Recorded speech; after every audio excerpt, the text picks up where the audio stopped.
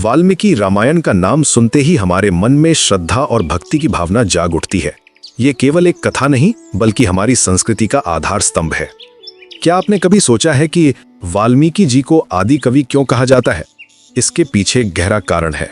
जब उन्होंने क्रौंच पक्षी के वध को देखकर अपने शोक को श्लोक में व्यक्त किया तो संस्कृत साहित्य में काव्य की नींव रखी गई। उस दिन जो पहला श्लोक निकला था वो था मां निषाद प्रतिष्ठाम त्वम अगमः शाश्वती समहा।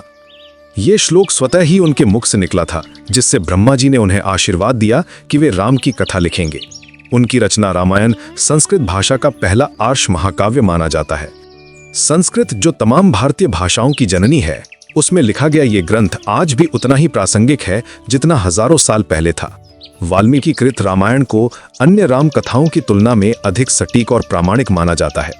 इसका कारण यह है कि वाल्मीकि जी ने राम के समकालीन होकर इस कथा को लिखा था।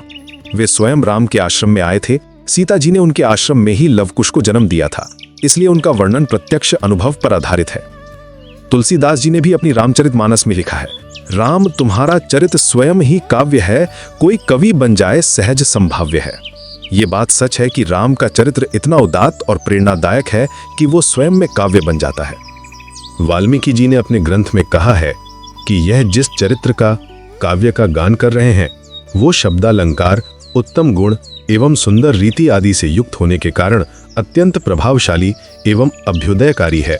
ऐसा वृद्ध पुरुषों का कथन है। अतः तुम सब लोग इसे ध्यान देकर सुनो। ये वाक्य दिखाता है कि वाल्मीकि जी स्वयं अपनी रचना की महत्ता को समझते थे। रामायण पहला महाकाव्य है और आज भी ये हमारे दिलों में बसा है। एक ऐसी कहानी जो हमें सिखाती है कि सत्य, धर्म और प्रेम की हमेशा जीत होती है। राम का चरित्र आज भी हमारे लिए प्रेरणा का स्रोत है। उन्होंने दिखाया कि एक आदर्श पुत्र, आदर्श पति, आदर्श भाई और आदर्श राजा कैसा होता है।